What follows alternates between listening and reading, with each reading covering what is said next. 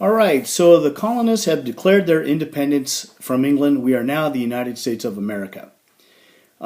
Initially, things are going actually pretty well. The colonists have been able to drive the British out of Boston, but you're going to see in this lesson that things begin to turn south for the American colonists, at least in the beginning. Now, if you recall, the British have been driven out of Boston. General Howe has taken his army and 1,000 loyalists to Nova Scotia. Well, General Howe isn't done. General Howe is up there to resupply, reorganize, and he is going to attack New York. He is going to basically attack New York City. General Howe has with him 34,000 soldiers and 10,000 sailors. Now, Washington is up in Boston. He realizes he has to get back to Boston, or back to New York, because basically New York is undefended. Washington has 20,000 troops, and these guys are, poorly trained, poorly equipped. So he has 20,000 troops against Howe's 44,000 troops. So, in August of 1776, just a month after the Declaration of Independence has been signed, we have the Battle of Long Island. The Battle of Long Island. And it's a disaster for Washington. Washington loses 1,400 men, either killed or wounded. All right. Washington realizes he cannot defend Long Island, so he retreats to Manhattan, where the British attack him once again. Now remember, wherever Washington goes, he's basically marching because he has no navy. Howe's men load up on ships, and Howe's men are, transported, ferried along by the British Navy. So Washington's men are probably tired, where the British Army is, traveling relatively easy. Well, Washington retreats to Manhattan. The British Navy lands once again on Manhattan, and it looks like possibly the end of Washington's army. But that night, a miracle occurs. Fog descends on Manhattan, and Washington is able to get a bunch of very small rowboats, and in the middle of the night, under the cover of the fog and darkness, he's able to get most of his army off of Manhattan. Unfortunately, it takes a long time, and he's not able to evacuate his entire army, but Washington is able to get most of his army away from the British troops. So once again, Washington has escaped or evaded capture by the British Army. Well, in November, Washington, crosses the Hudson and escapes into New Jersey. And he's being chased by the British everywhere he goes. Washington's plan right now is basically not to get defeated. He's running away from Great Britain. He's trying to keep his army together to avoid major engagements, because at this time he is poorly trained, poorly equipped, and he realizes the best offense is a good defense. He is avoiding capture by the British Army. So he crosses the Delaware River and escapes once again. Now, during this time, Washington really needs to find out where the British are, where they're going, so he sends out spies. One of the most famous is a young Connecticut officer named Nathan Hale. This picture makes him look very old, but he wasn't. He was about 22 years old. Well, Nathan Hale is captured by General Howe's troops. Howe says, execute him. He's a spy. No trial. Execute him. So they march him up to the gallows, and they say, okay, Nathan Hale, you traitor. What do you have any last words? And Nathan Hale says, yeah, actually I do. He doesn't say, oh, please don't kill me. I'm sorry. I'll never do it again. No. Nathan Hale says, I do have last words. And my last words are, I only regret that I have but one life to lose for my country. I mean, this should tell you something about the ideals of the patriots. They believe that it's better to give up their life, to die, than not to have this freedom. So Nathan Hale goes on to become, an American hero, and but mostly not for what he does, but for what he says, what he believes in. That his only regret is that he can only die once for this country that he loves. So Nathan Hale is an early example of what these men believe in. So now it is December 1776. Washington has been defeated in every engagement he's had with the British. but he's been able to escape with most of his army. But it is now December. His troops are sick, they're tired, they're ragged, little food, hardly any clothes.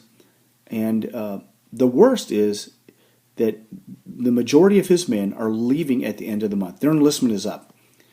So Washington realizes he's going to try one last desperate attempt at victory. It's, in a football term, it's fourth quarter, 5 seconds left in the game, fourth down, and he's going to do a Hail Mary.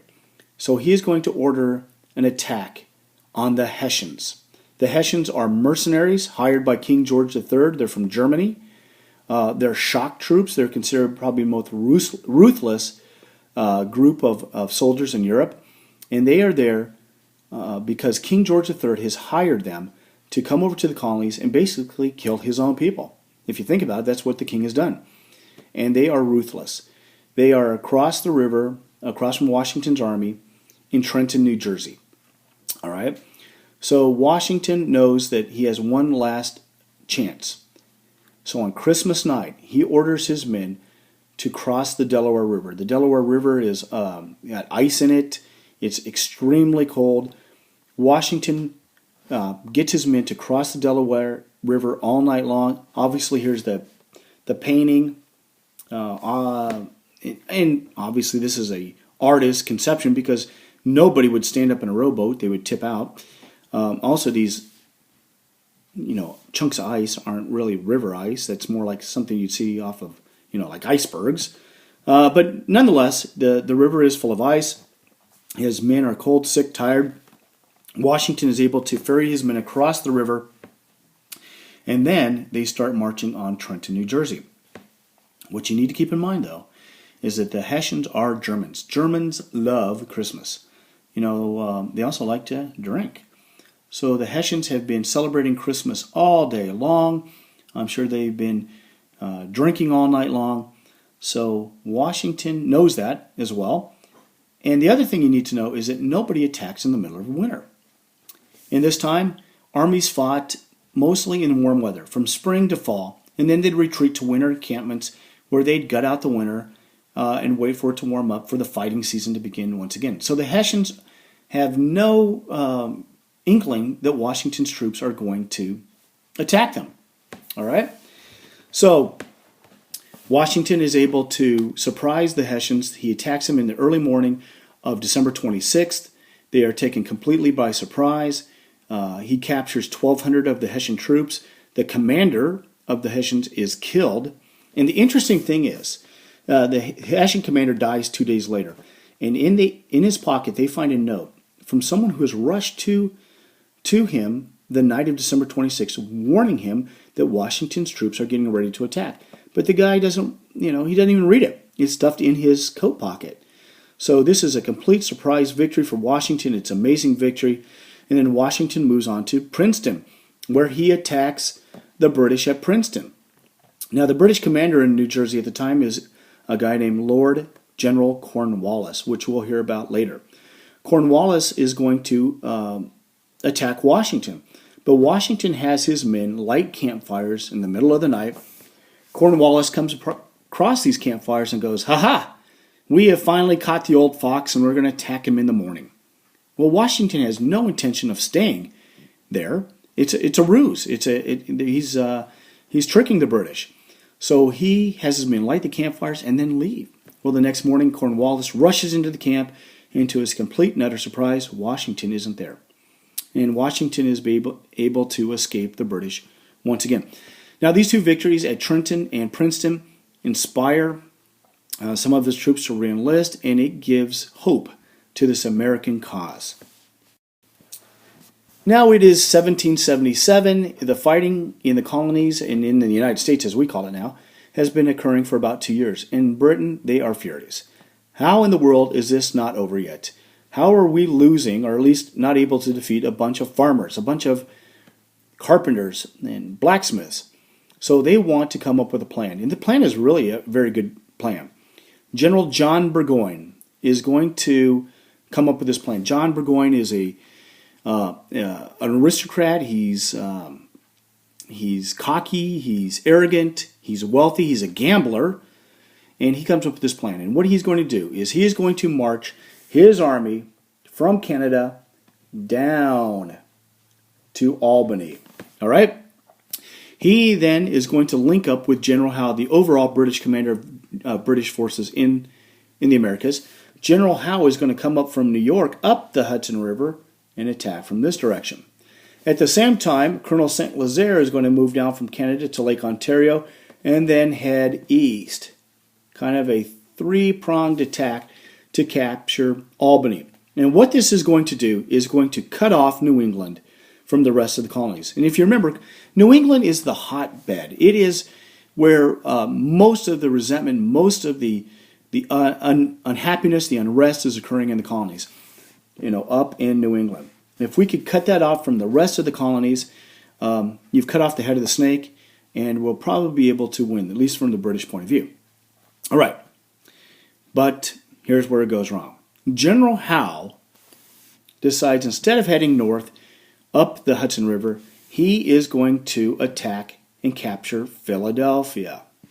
So instead of heading north, he takes his army in New York, and he puts them on boat, and he sails down and around and into the Chesapeake Bay and lands in Maryland, where he then marches north to Philadelphia. Washington's army leaves their winter campment in Morristown, New Jersey, marches through Philadelphia, and meets the British army at Brandywine Creek, where Washington is defeated by the British. Again, all right? The British are able, in General Howe's men, to attack and capture Philadelphia, which is where the Second Continental Congress meets. Where it's basically the capital of the United States at that time. So, now that Howe has not attacked, General Burgoyne is forced to march from the south, but he has Colonel St. Lazare, where Colonel St. Lazare is met and defeated by Benedict Arnold. So Benedict Arnold defeats Colonel St. Lazare, so he is wiped out. This leaves only John Burgoyne to continue this march to the south.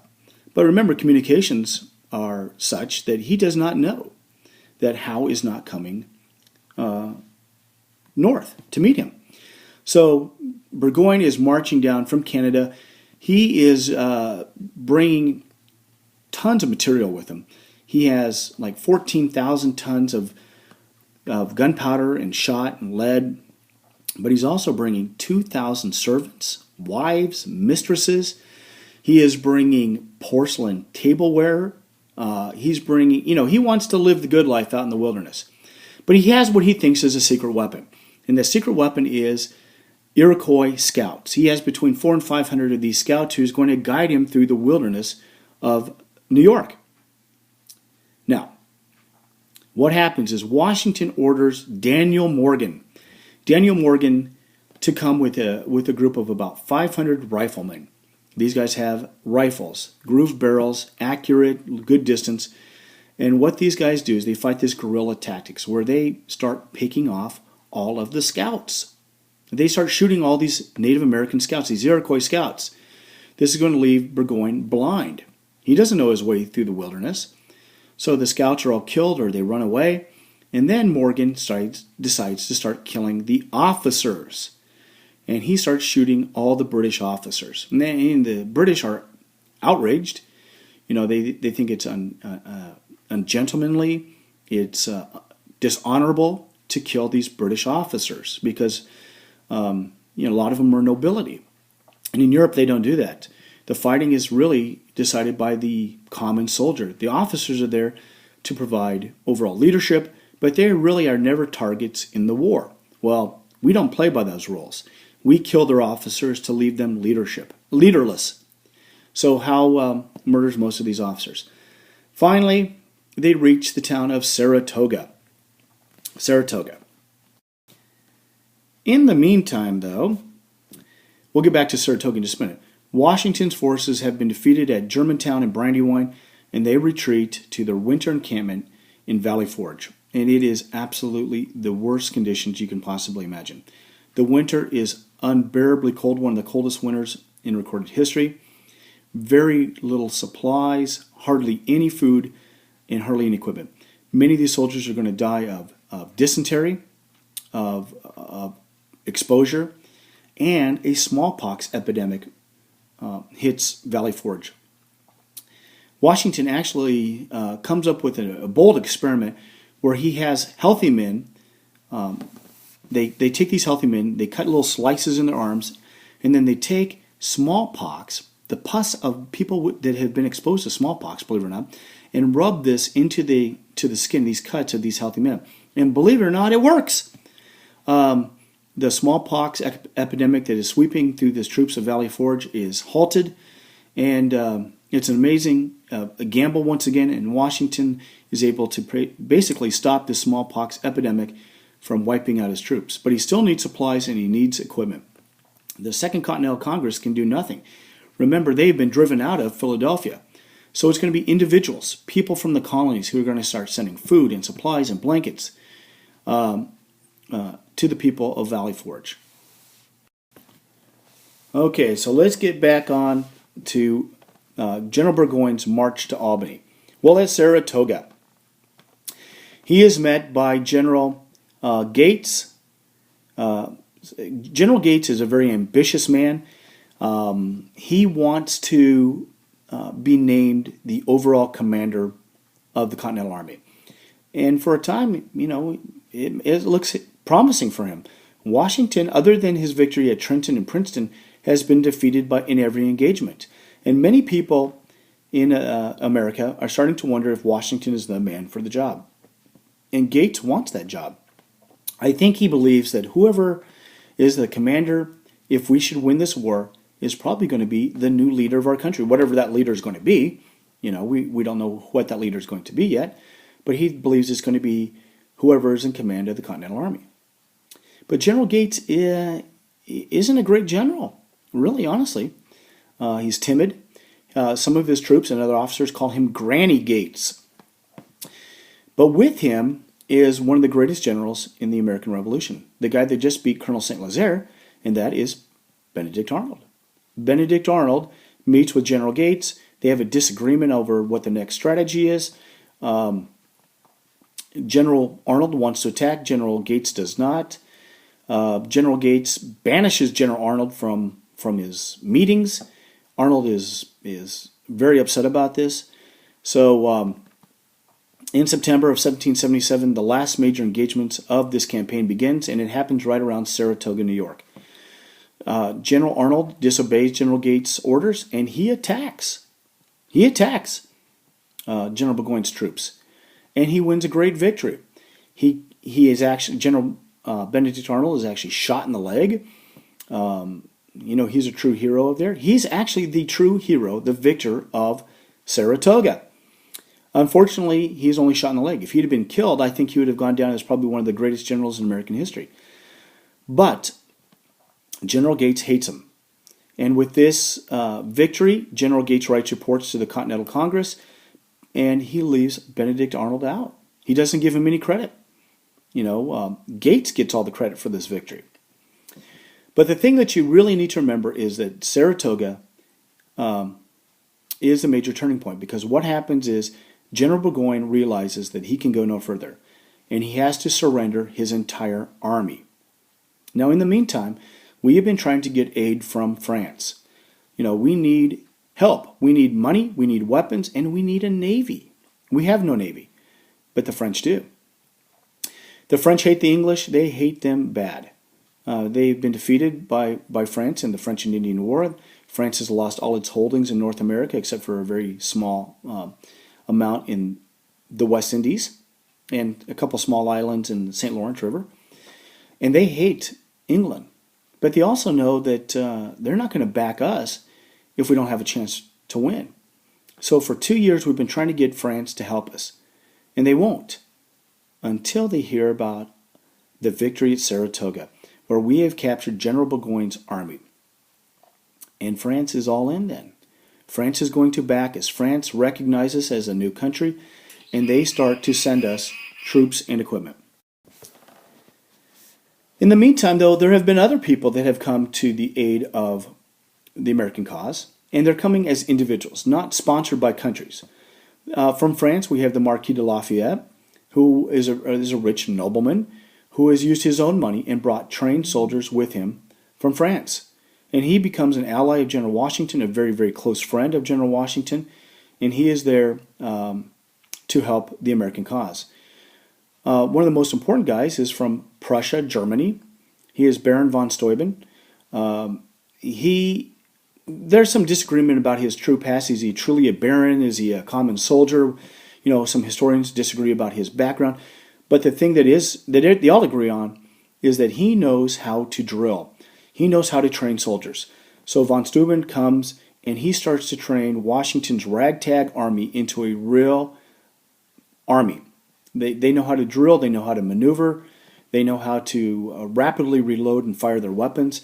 And he turns this ragtag group of militia into a real army. We also have a couple Polish guys who come that teach them about engineering, fort building, defense, as well as cavalry. So Washington's troops are going to come out of Valley Forge in this very dark days. Washington again has been defeated most of the time, but his army is going to come out of Valley Forge as a well-trained force. And with the battle and victory at Saratoga by the army in the north under General Gates, France is going to start to come to our side and to our aid. So the darkest days, the worst of times for the Americans is over. But we still have more battles ahead.